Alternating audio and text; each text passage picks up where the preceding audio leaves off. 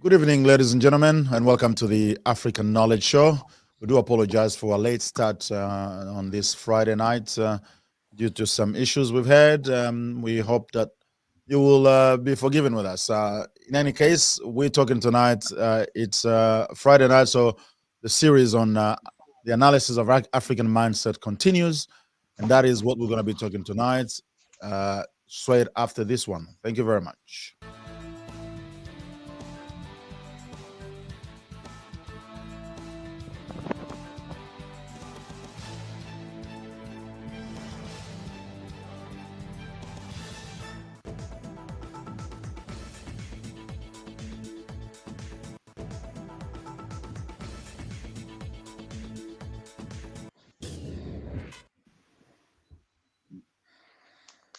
Thank you very much. And as I just said, then talking tonight, African mindset. We're analyzing the African mindset as we've been doing over the last 4 or 5 weeks. And to do that, I have with me tonight Dr. Matthew Mabefam, who is an anthropologist. And I'm sure those of you who've been watching this series have sort of come to know him a little bit. He's been with us over the last 2 weeks. We have Dr. William Abur, who started this series with us from the beginning. And we have Eugene Ullman, who also is joining us for the second time tonight. Good evening, gentlemen. How are you today? Good evening. Good evening to you, Clyde. All right. I hope you had a good day. Yeah, It's not been too good. bad, not too bad. No worries. Let's get on to it. So we're talking African mindset, and specifically tonight we're looking at the spiritual belief, spiritual rituals, spiritual everything really, and how that may have affected or continue to affect the African mindset, both in a negative or in a positive, or perhaps even in a negative way. We know that spirituality is actually very important in Africa. The majority of people in the African continent or of African origin, wherever they may be in the world, the majority of people are spiritual. They're either Christian, Muslim, or animist, or they practice some kind of spirituality. Not everyone, of course, but there are those who may not. But spirituality has always had a very important place in African society, from the traditional societies up to today.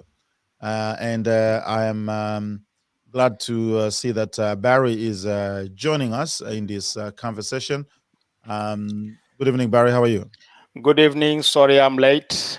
That's okay. It happens sometimes. We're actually late for this show. We're supposed to start at 8:45. That's all good. So we just started. We're introducing the topic. It's saying the spirituality has always had some very important place within African societies throughout the whole continent. So the question I would like to ask to all of you is, how important is spirituality in the African mindset? What do you think? What is the place of spirituality in the way Africans see the world and how they understand the world and interact with others? Maybe we'd like to start Yep. with Dr. Matthew, who is an anthropologist and who may give us some pretty good sort of background in that. Please go ahead. Yeah, thank you very much. Yeah. To start off with, I think spirituality or religion is very important for people in different parts of the world. And in the case of Africa, it's not an exception. We can say confidently that many people in Africa, I might not be able to put statistics to it, actually in one thing or the other, ranging from Christianity, Islam, African traditional religions, and many other religions that I might not be able to mention all of them. The centrality of all of this is that religions and many other religions that I might not. The centrality. Yep. Go ahead. Go ahead. The centrality of all of this is that they live or they are guided by a particular form of spiritual or superior power that they actually believe is the controller or shapes the way things actually happen either in destiny, their destiny, the things around us, the creation of things around us, the life of everyone. And with this kind of spiritual or religious aspect of people, they actually believe that nothing happens by chance. Everything is actually made or designed, and it's the destiny of people with the way they actually live. And that is to suggest that there's a spiritual, a superior power that actually shapes, guides, and directs everyone. And this spiritual way of living and believing in superior power that actually shapes, I guides, think and there's a little bit of directs echo. everyone. Maybe if you could Spiritual way of potentially and bring the believing in volume down a little bit on your device. I'm not sure that if that is what is causing it. Is everybody else um, hearing the echo? Or is all good? Bring the volume down a little bit on your. yeah. Yeah, it is echoing. It is echoing. Okay. All right. I'm not sure why that is happening. I think Actually, it go could ahead. be on your side, Clyde. It might well Maybe be. you. Is it better? Yep, it is better. Yeah. Go ahead. So the point I was just trying to make is that people want to have a sense of purpose, and that sense of purpose is a belief in something that is superior than them, and that particular belief or that particular superior power actually directs and guides their life. I will leave it here, and I Hmm. hope I will come back to it to give more details as and when the time or the need arises. Absolutely. William, Yes, what do I you think of that? wanted. Thank you, Clyde. And thank you for the Messio and also the other colleague and audience who are also listening to this. I wanted to take it from the point that Messio just made. Messio made a point about spirituality is one of the things that give people the sense of purpose, and in life, as a human being, and if you go back to all the documentaries, people believe on something that can give them purpose. For example, my grand fathers and parents believed in a certain tree and also a certain rock, and that give them the purpose. So they believe in, and it's something that give them the meaning and hope. As a society, as a way that can give that they can govern themselves, that can make them, give them a meaning within the society or within the way of life. So spirituality is a very powerful thing in Africa, uh, even though lately it has been too much dramatized the way that it is. The some of the religion practice that has just come in at the moment are really pushing some other people back a little bit, and I think uh, eh, it is, the new doctrines, the new ideologies that just come in, are maybe some people are finding it that it is a bit too much. But if you look at some of the old spiritual practice, let's say you look at Islam, for example. There are very, I had a great friends from Islam, from Islamic, who are deeply, they have a very deep knowledge and a deep belief. And you could, when you sit with them, you would really think that you got a very well educated people, a people with a deep meaning and the deep love that they give to the other people, to the society. And I can give you one of the example in Melbourne. Clyde, few years ago, we used to have a very serious issues with youth, and there's a sheikh. We had a great sheikh here in Melbourne, and that sheikh, it's is a blind, but it's a very well respected man, very well respected person. Talk So about every Sheikh Issa. person, sorry. Sheikh Issa. Sheikh Issa. Yes, Chiakisa. Very well respected person. Every family with that has got problem with the young people, or they got issues, they go to that sheikh. And when that sheikh open his mouth, his word, you would find peace, you would find meaning, you would find the purpose for your life. So some of the word that he said, give people hope and give young people that go and listen. And I have seen this, I have witnessed this. I've witnessed mothers that are holding their young people who were really either, in the wrong side.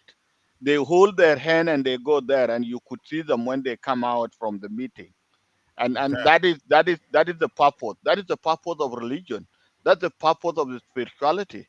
So it gives people that sense of meaning, that sense of hope, that sense of making sense of the world. All right. So I will leave it there. I'm No very sure worries. others will also make a meaningful contribution on this area. Absolutely, Eugene. What have you got to add? Or I I look, mean, yep. it's such a huge topic. We can go in several directions with this, but I think just to follow from what William was just saying, I think that the same religion and the same religious tradition or the same spiritual tradition can have both a liberating effect and an oppressive effect depending on how and when it's used and in whose interests. Mm, So mm, he gave an example of a sheikh who's able to speak directly to people's needs and to really speak to them as individuals, as opposed to using a religion as a way of control.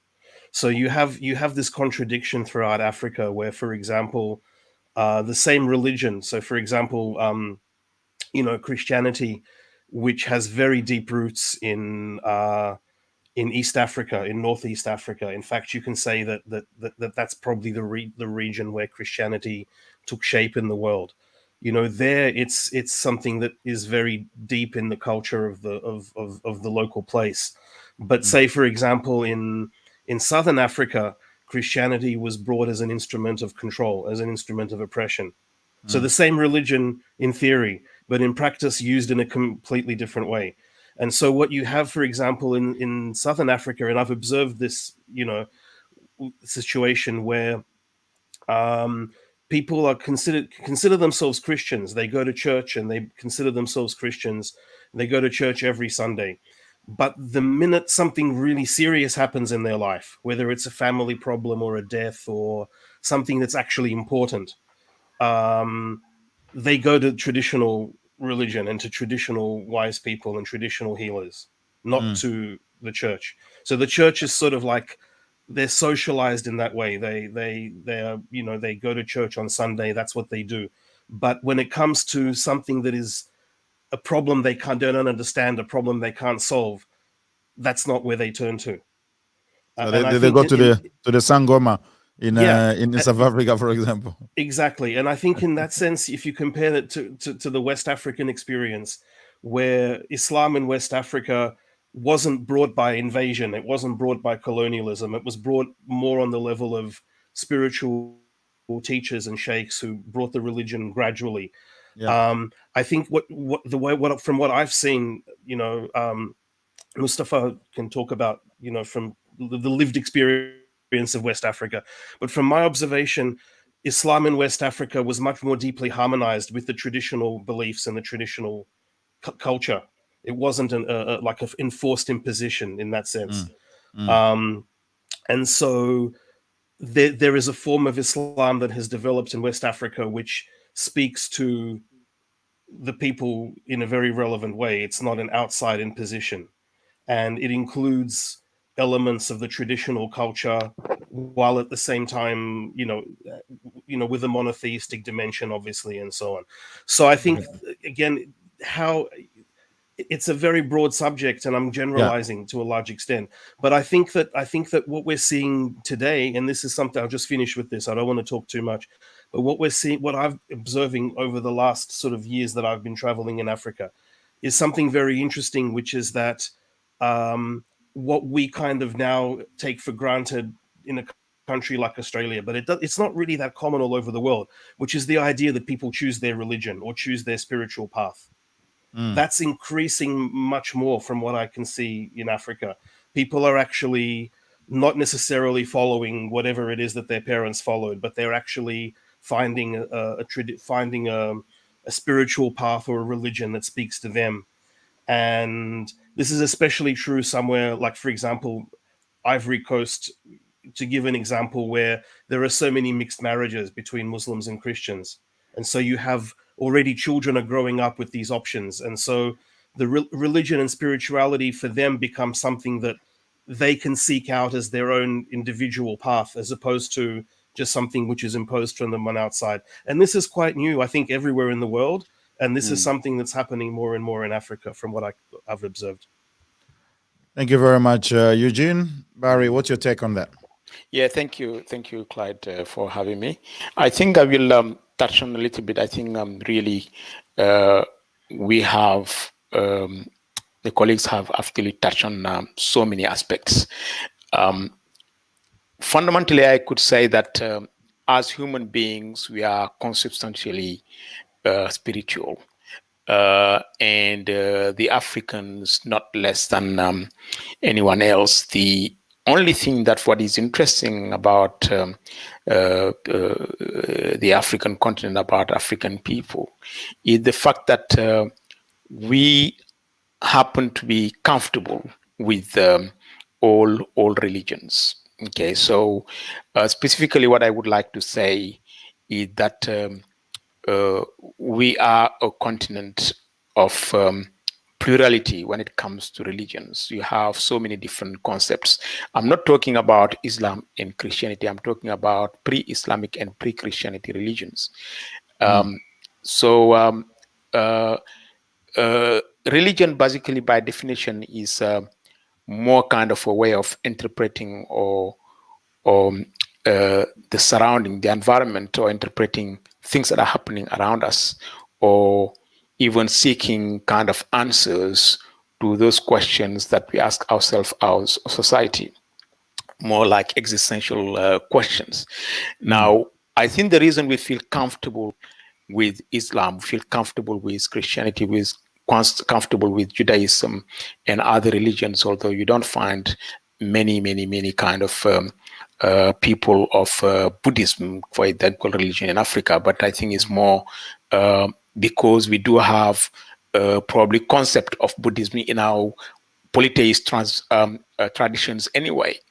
It's because fundamentally these three main religions, Christianity, Islam, and Islam, Christianity, Islam, and Judaism actually do speak to already things that we had, concept that we already had, So when those religions actually kind of came in contact with them, it's something that wasn't foreign, But the thing is, to come to the example of West Africa and Senegal, like Eugene was alluding to earlier, the interesting part is there we have accepted Islam, I would say, on our own terms, So the way we practice Islam, yes, we have the Quran, we have the fire prayer, we have all the principles, but we have actually haven't lost completely our ways in all this.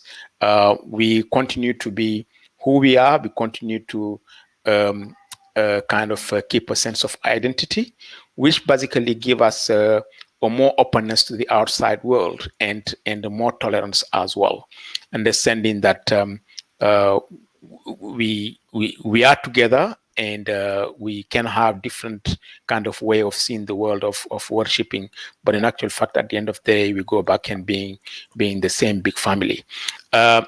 Talking about the double sword, the double kind of edged sword that religion can be, or multiple edged sword that it can be.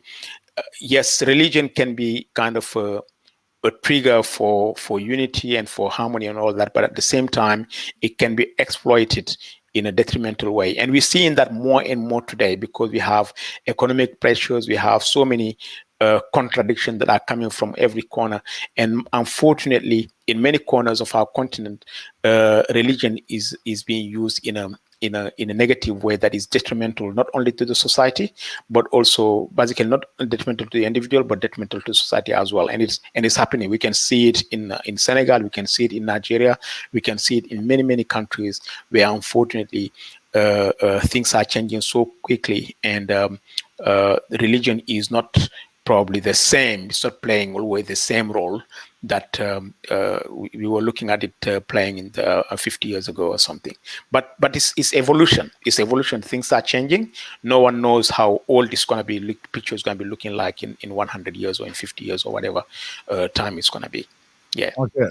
Thank you very much, Barry. Now, let me ask another question. The fact that in Africa, all of Africa, we have the predominance of either the Christian or the Islamic religion, which are religious beliefs that were brought by foreigners, to say the least. Is that necessarily a problem? The fact that the Africans sort of abandon their original or previous beliefs.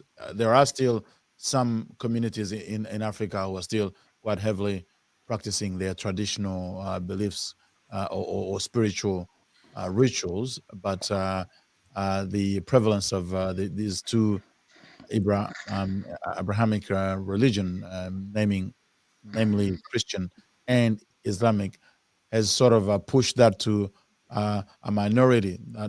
Is that necessarily a problem in itself? Dr. Mabefan, I want you to look into this question. Yeah, I would say that yes, people in one way or the other have been kind of influenced, if not coerced, to take the side of some religions, especially external invasion that came with some form of religion as a tool of control and to shape a particular ideology and how people think. So in that direction, I would say that it, it did have some form of negative impact on the people, especially if we just oppose that with people's independent choice of self-expression and to be able to express what they actually feel is their God or is their superior power. That is important. So if people are found in a situation that they are being compelled to convert to a particular form of religion against their wish, I think that is a little bit problematic in the sense that they are being suppressed or forced to do that. But I think that if people look around the various religions and they make a conscious effort to choose based on the principles of what is happening in society, I wouldn't consider that to be negative at all. But having said that, yes, there has been a reduction in the number of people within African societies who actually believe or that kind of traditional or spiritual belief system that they had in their society. But one of the interesting things that I would like to add to that discussion is that it's more syncretic, that you find people who, when it's Friday, they go to the mosque. When it's Sunday, they go to the church. And when it's Friday or any other day that is allocated for traditional worship or rituals, they attend as well. So it's just an assemblage of things. And apart from few things that may differ, I think on a larger scale, there are a lot of commonalities in these belief systems. The construction and the narrative may be different. For instance, if we take into consideration of how the world was created, what I grew and what I heard from my parents is different from what I learned from school, either from the Islamic perspective or the Christian perspective. But the most important thing to highlight here is that these religions all believe in a supreme being. Their imagination and their creation of that spring being maybe different. So that is important to highlight.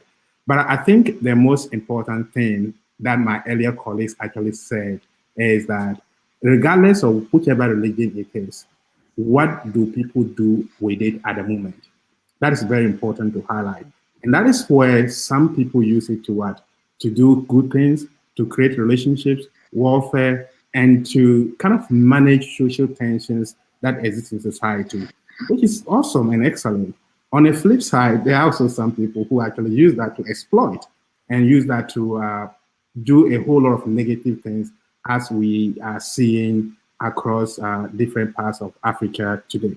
But one point I like to bring forth is that we should not only situate this conversation within the geographical space of Africa.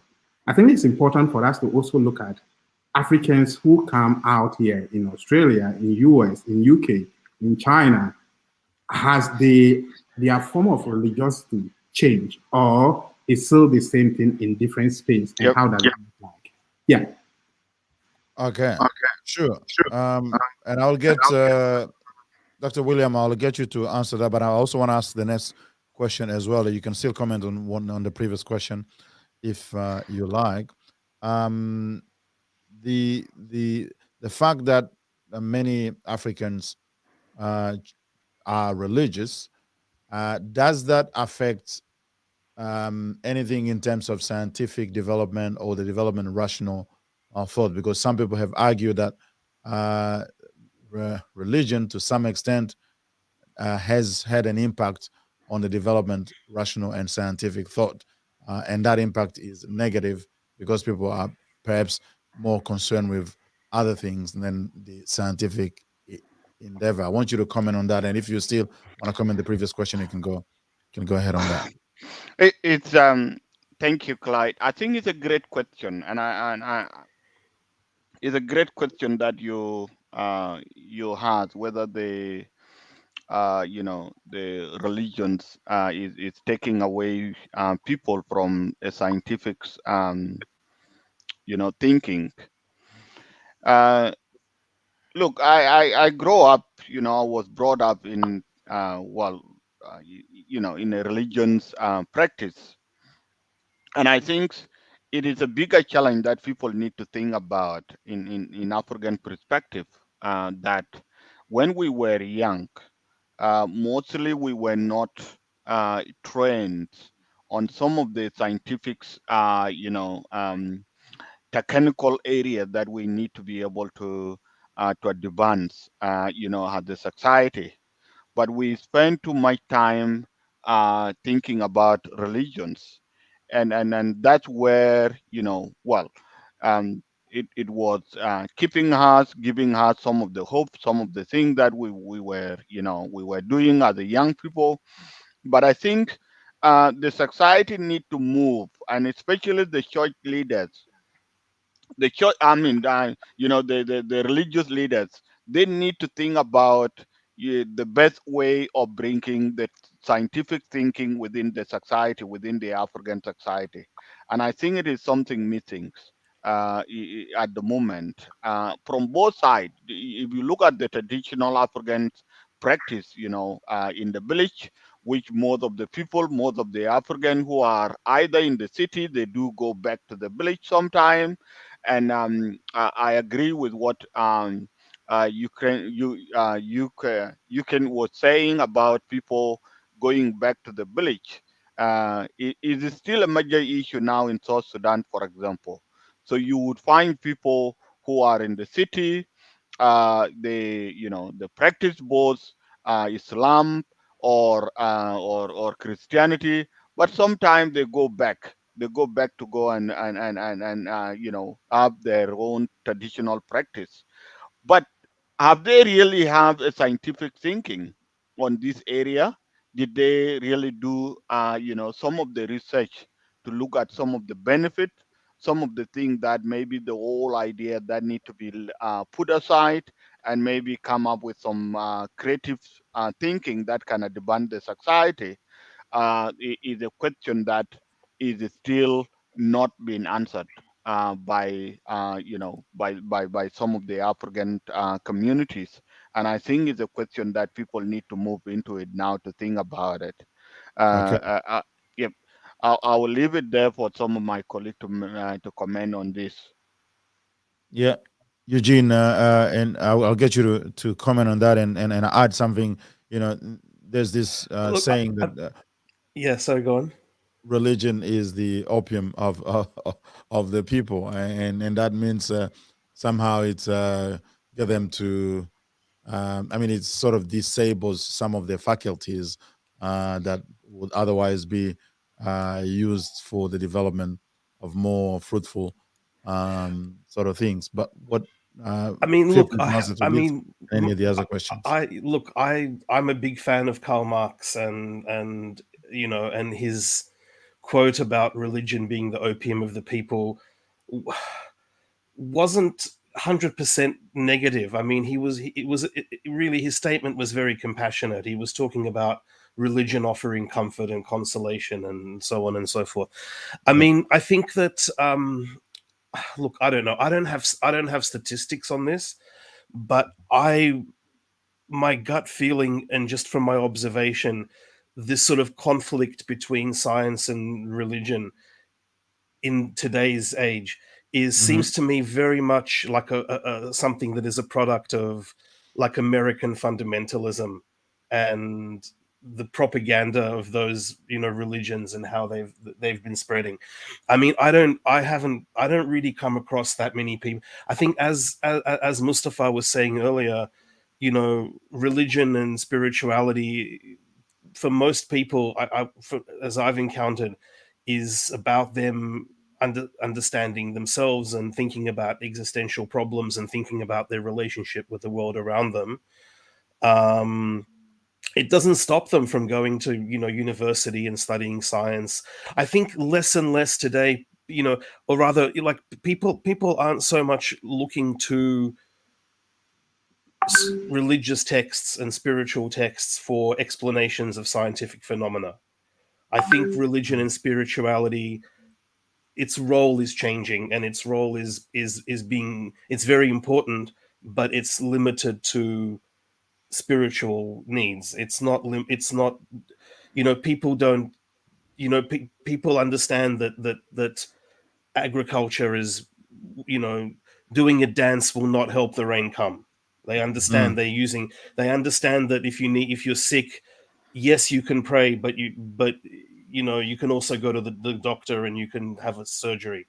I think people do understand this, more and more, and I don't really see it as like that huge a problem or that huge a divide, just from my Okay. observation.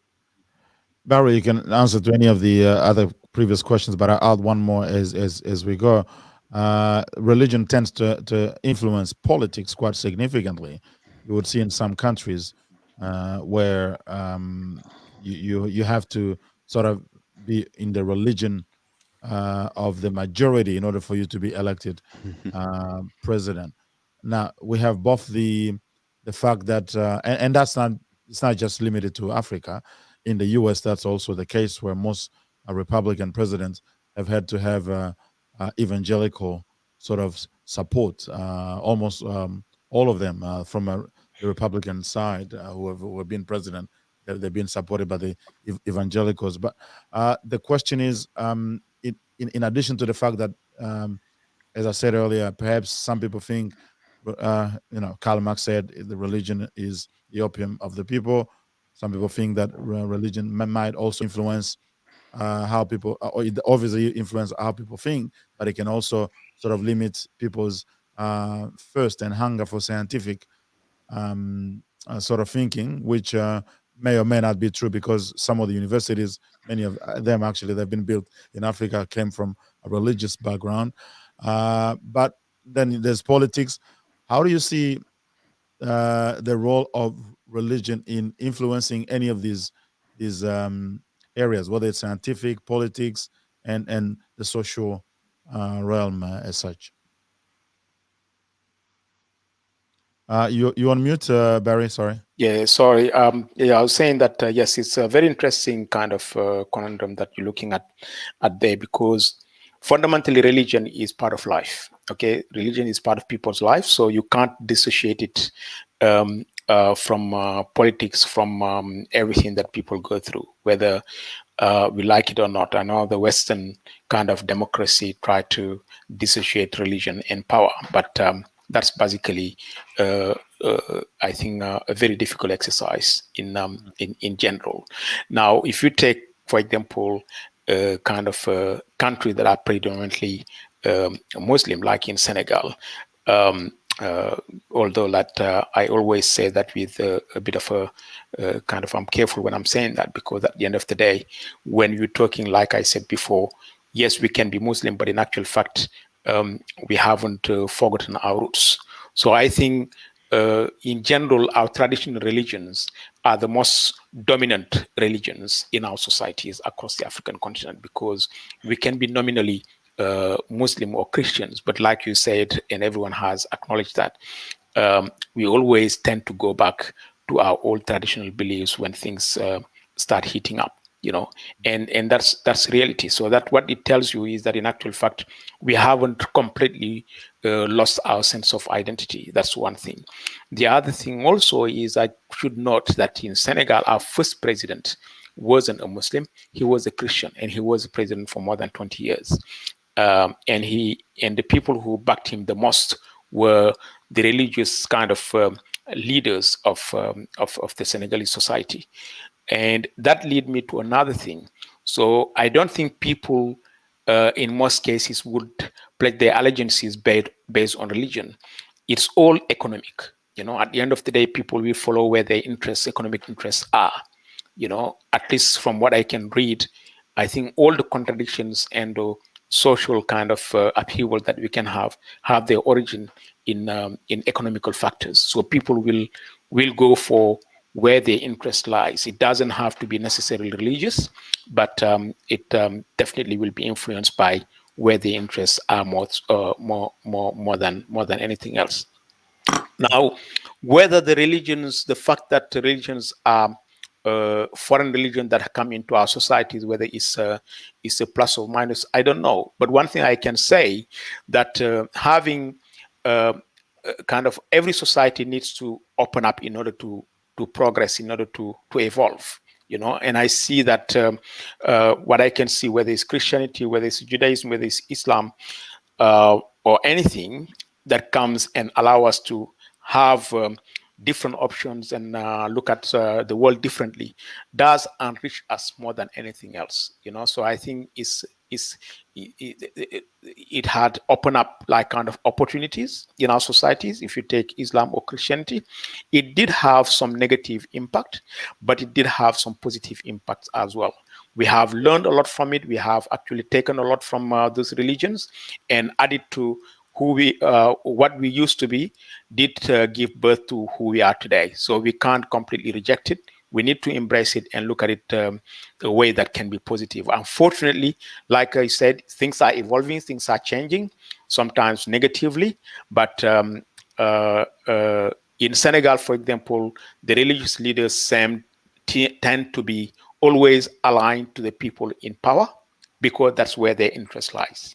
They rarely do you see that religious leaders that would go against their economic interests. They would go always for where the economic interests are.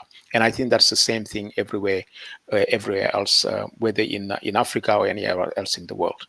Yeah, so that's probably my answer to that. But again, the question is quite big. Yeah, thank you. Absolutely. And I understand, obviously, these are, as Eugene pointed, this is a very broad sort of topic, and you can go in very different direction. You can spend a whole day talking about these sort of things.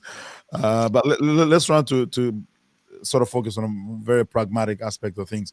Let me ask you guys to name perhaps 3 things that you feel that 3 negative aspects of religion within the African community, if you can find any, and then we'll talk about the positive side. We've sort of commented on more general stuff, but there are things that we think, okay, maybe this should be improved. There's a part of religion that is causing XYZ. So let's try to do that sort of exercise. Find some negative first before we go into the positive. Matthew, can you go with that?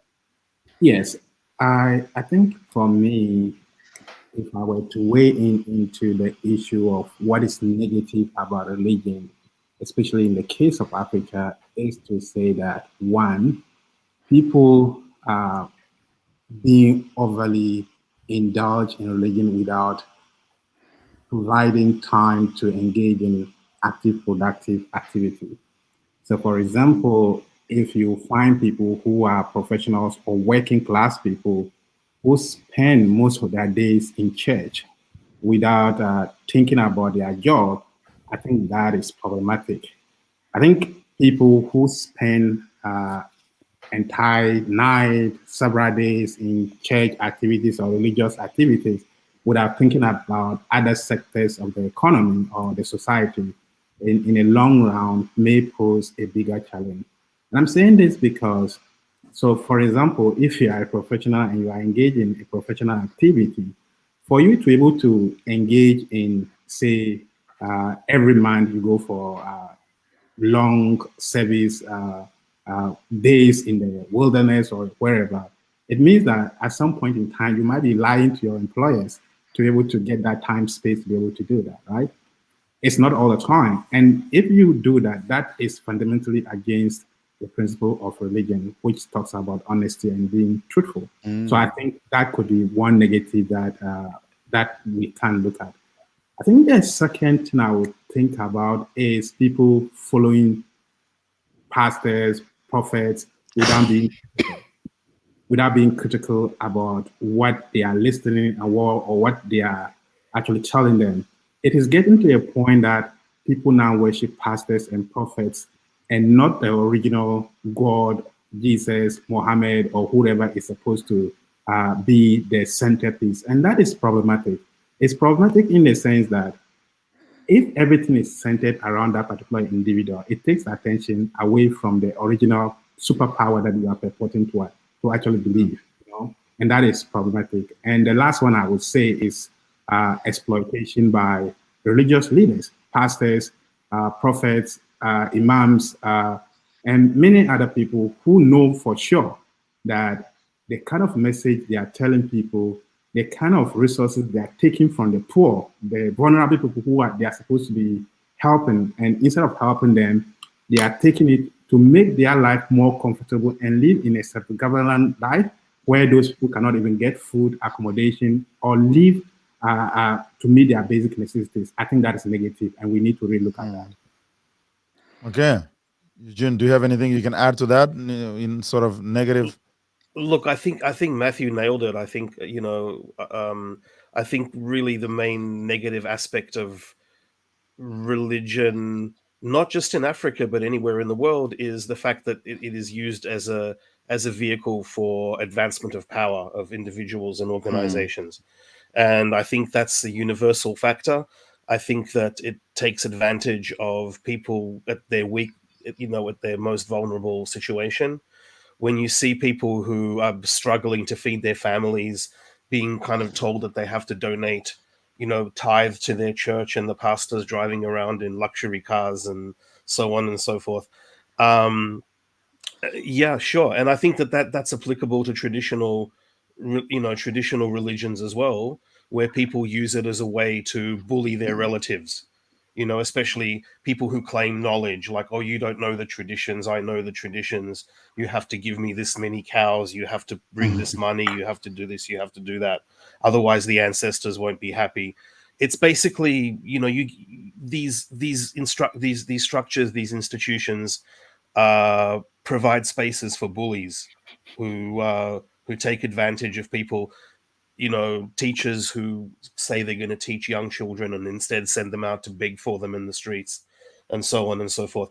Exploitation and taking advantage of people. This is not religion per se. This is nothing spiritual about this. This is creating power structures and creating opportunities for people to advance in these power structures if they play the game. It's political, it's religious politics. It's not religious spirituality. That's the negative side of religion, obviously. Yeah. Larry or William, do Yeah, you I see absolutely anything else to agree. add? I agree with what Yushin has just stated in terms of religion being used as a weapon of exploitation. It's unfortunately kind of where religious leaders use people ignorance and try to steer things in their for the benefit for their own benefit, the benefit of their families. That's what you can find kind of in many countries in West Africa. Senegal is one of them, and I think because of that, what could happen is that two things can happen: is that people, first, people continue to follow that and follow those blindly, those religious leaders. Is going to lead to kind of some implosion sooner or later, where those greedy religious leaders who are not following the path that was prescribed by the original kind of messengers or original kind of principle of the religion, use it to manipulate the masses for some other ultimate like kind of bigger purposes. The other thing also that can happen, people can get fed up with all this and turn against those religious leaders, and implode, and society might implode because in many countries, many societies, those religious leaders have a lot of power. So the day people will wake up to that and realize that they've been manipulated, they've been lied to, and turn against the religion, it's gonna be something very, very interesting that is gonna be happening. And I think if you take the context of our countries, where there is a mix of issues, mix of problems, political, religious, economical, and all that, there could be factors of kind of leading to some changes sooner or later. Yeah. Okay. William, you want to add anything quickly as we go to Yes, I just wanted to add. I agree with all the point that has been made, but I just wanted to give the example of what is happening in my community or in South Sudan. Religion has been corrupted. If it's supposed to be uh, to bring the developments, to the community, and also to support the vulnerable people. But unfortunately, it is actually looting the resources from the vulnerable community members, and that is a revolution that is happening now. And I agree with Mustafa. I fear in the next few decades or few years to come, I don't know, there will be different thing. And I could see some young people, some clever young people who are saying, "Wow, what is this?"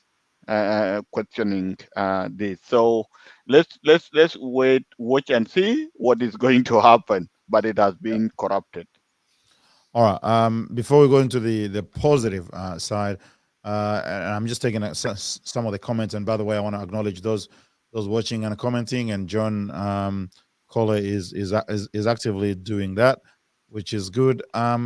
He says, I mean, do you guys see the difference between spirituality? If so, what is it? I think, go Yeah, Matthew, yes, go Eugene, ahead. you No, can go, please but go I ahead. would be no, you go, I was actually giving you guys a floor in that That's all right. area. Eugene, you go ahead.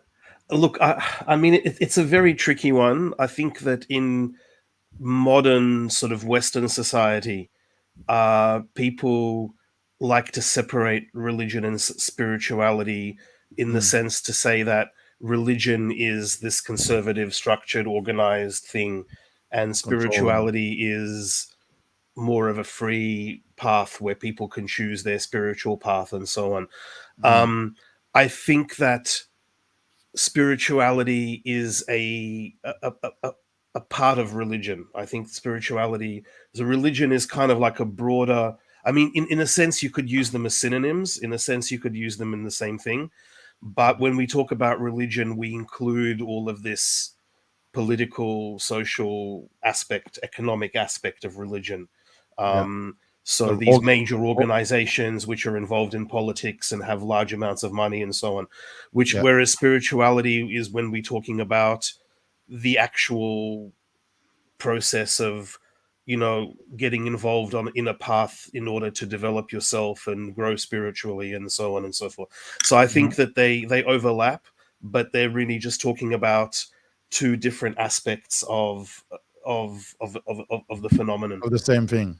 It's Yeah. just one is perhaps more organized and therefore has a bit of a control over others, and then the other is more of a freelance type of. You can be on a religious journey, on a spiritual journey, without being a member of a particular religion. Yeah. You can also Yeah. be involved in religion without being spiritual. Spiritual, correct. I Okay. I Yep. guess the difference is a deeper belief. The deeper, as an individual, the more you believe deeper, the more you become, what is it? They can either say a spiritual leader. So you have a deeper belief, a deeper knowledge in the subjects. I think that is a bit different, while the religion is a bit general in in the sense that, Okay. yeah. All right. Now let's look at the positive aspect. Actually, before we go into the positive aspect of religion, one thing that hasn't been mentioned here, well, there has been a link between religion and things like terrorism, and that's specifically when it relates to fundamentalism in the Islamic side of things. And we see in Africa, for example, you have groups like Boko Haram and others in Mali and a few other places where these groups claim to do what they do and commit atrocities on the basis of the religious belief. Do you see that as a major problem already now and even in the future? Yeah, I I personally would. Sorry, go ahead. Yeah, yeah, you will come. I wanted to say this respectfully, and I think Mustafa, you will be the right person to qualify this. No, we all are. We all are. Yeah. I think. Look, when I was in East Africa and also when I came to Australia, I have met a very, very great religious leaders in Islam. Very, very well respected, very knowledgeable, and they are very peaceful, in terms of language. And some of the things that I have seen or hear, I do question those groups that are put in that aspect that you mentioned, Clyde. I do question their belief. Well, not their belief. I think they may not have a full knowledge what it means. Uh, they don't have a deeper knowledge, so But they are still, either. Yep. they claim to do what they do on the Yes. basis of their religious beliefs. So that may Yes. still be a problem. And that is a corrupt. So they have just corrupted. Because when I see those leaders, really the deeper leaders that believe, they are very peaceful, man. You won't Okay. actually go away from them. You would actually wanted to be closer to them as much as you could. All But right. Yeah. Just for the sake of time, I'll just ask you to be Yeah. a little bit brief so we can exhaust that. Barry, what's Yeah. Well, what's your just view on very that? quickly, what I would like to say is that yes, I think it's a legitimate question in terms of religions and terrorism, especially Islam in the world that we live in today. One thing that I would like to note here is that Islam has been around for 100 years or thousands, if not. But it has never been in the limelight it is today, because of since what happened in September 11 and maybe prior. And one thing that I can note in that as a coincidence or something like that is it coincided with the period when Marxism and the ideologies of liberation or ideologies of where people fight for some rights have actually has disappeared or has been kind of since the collapse of Marxism-Leninism as an ideology or as a theory. So this is during the same period. Now you can't dissociate what's happening today. I think there are two factors. You have politics, what's happening in the world, You have ignorance, like William was alluding to. Ignorance played a big part. We can do whatever stupidities and all that and say we're doing it in the name of religion.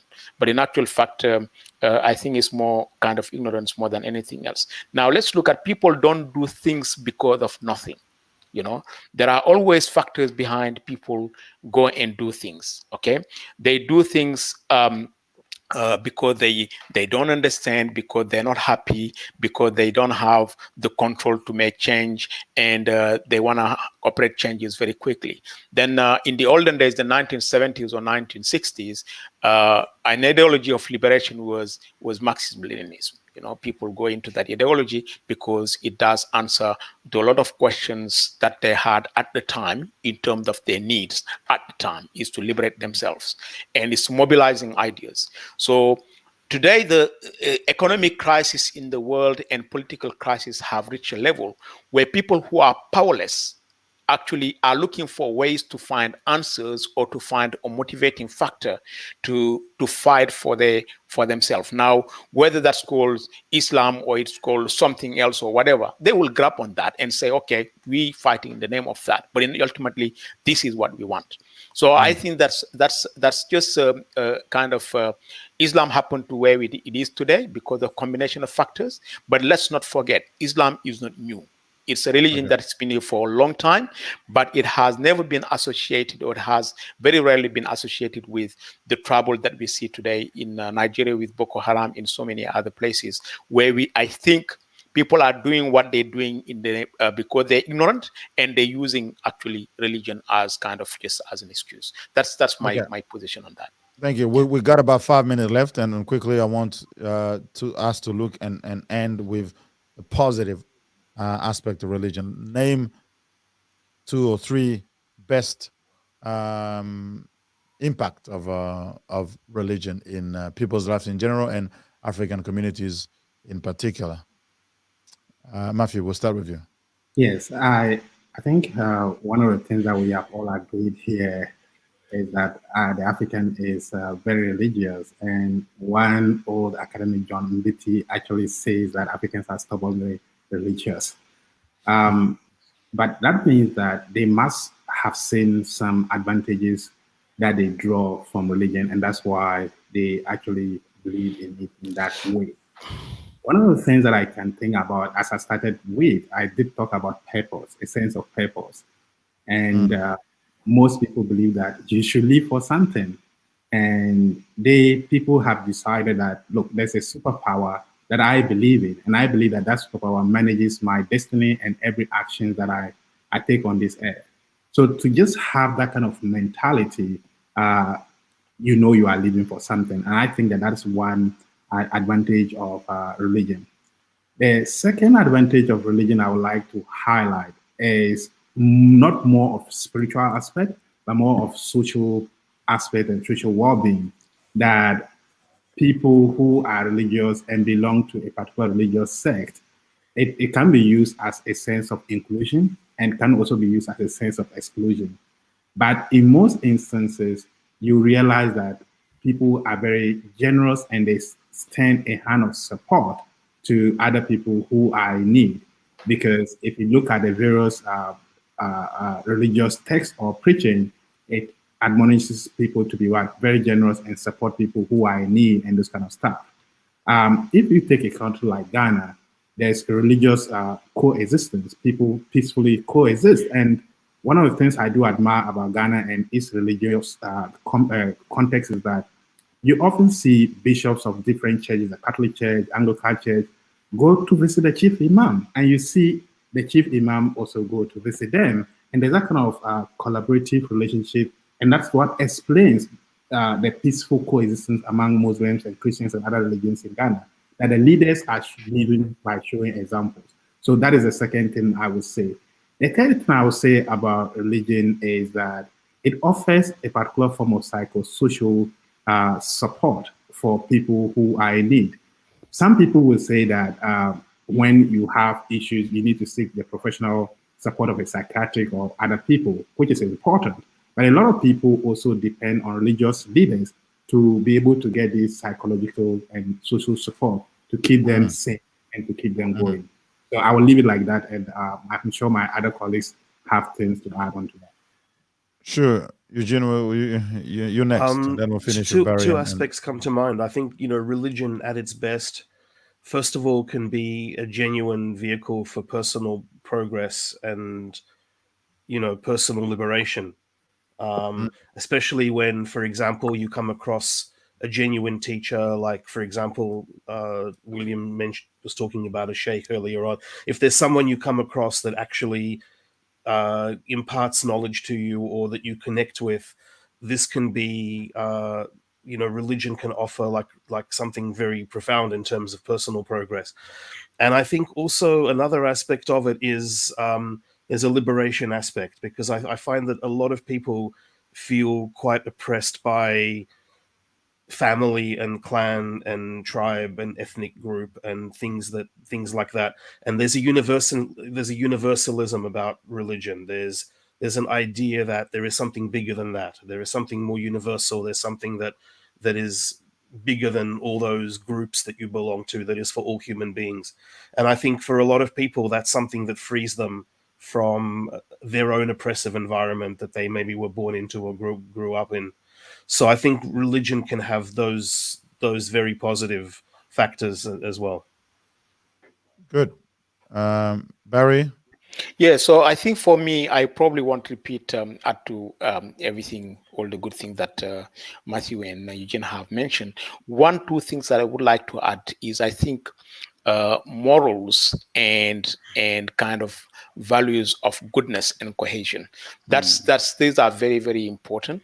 Like I think all religions across the board do advocate for kind of being gentle and nice to each other, and to a fellow human being, and a sense of kind of order as well. I think that's what religion has brought to our societies as a whole, and that's something that probably we need to cherish and appreciate. Yeah, so that's probably the thing that I would like to highlight. Yes. Yeah. William, anything you want to add on to that? No, I agree with all the point that has been mentioned. I think one of the benefits that I have seen in my country and also my community in aspect of religions is the protection of the leaders. Whether they are being trained when they were young, being educated, and then they move into politics and they become political leaders. So it is a trend that I have just seen in the community, which is a good thing in terms of development. That it is educating people, but I wanted to see more. I wanted to see, better work being done. But I think it is a starting point that is benefiting the community. All right, that is all we got time for, gentlemen. I want to say thank you for your time to African Knowledge. Unfortunately, time goes so fast when you got 4 or 5 people discussing the subject, and we only have an hour. But we will certainly come back in some of these things, because I believe there's a lot that we would have wanted to talk about, but we did not have time to do that. The series continues. We will be coming back next Friday with more on the analysis of African mindset and the things that have contributed, that have affected positively or negatively in the mindset of the African. Now, again, as usual, we always want to qualify this. There's no one particular African mindset. It's just a general concept we use to try to look at the way Africans think, interact, and understand the world and themselves and their relationship with everyone else. So that's why we think this conversation is important, because it helps every one of us to look into those sort of things. All right, Matthew Mabefan, Eugene Ullman, Mustafa Barry, and William Abur, thank you very much, and hopefully you'll be available for next Friday as we continue this series. Thank you very much. Thank you. And Eugene, you are great, man. You have more knowledge than us in African issues. No, that's not true. I can't tell them all. Eugene is a citizen of Africa. I know. No, You thank got you a very very much. good I appreciate you having observations. me. Child of All All right, right. that's what we got Thank time you. for. Thank Thank you you. for the Thanks, guys. voting. So bye. Bye. Yeah.